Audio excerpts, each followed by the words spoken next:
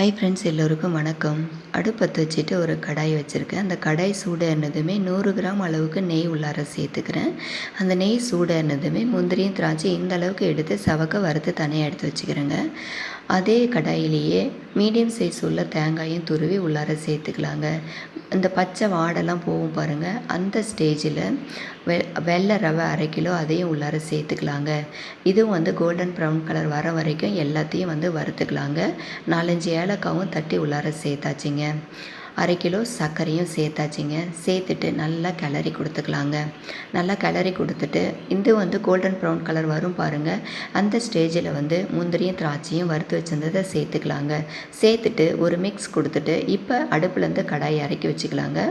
150 gram தண்ணி சேர்க்காத பாலை சூடு பண்ணி இதே கடாயிலே சேர்த்துக்கலாங்க.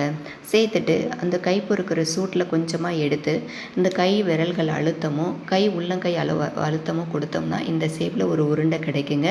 இது 15 நாள் வரைக்கும் வெளியில் வச்சுருந்து சாப்பிட்லாங்க. ஃப்ரிட்ஜில் வச்சு 1 மாதம் வரையும் சாப்பிட்லாங்க. ட்ரை பண்ணி பாருங்கள்.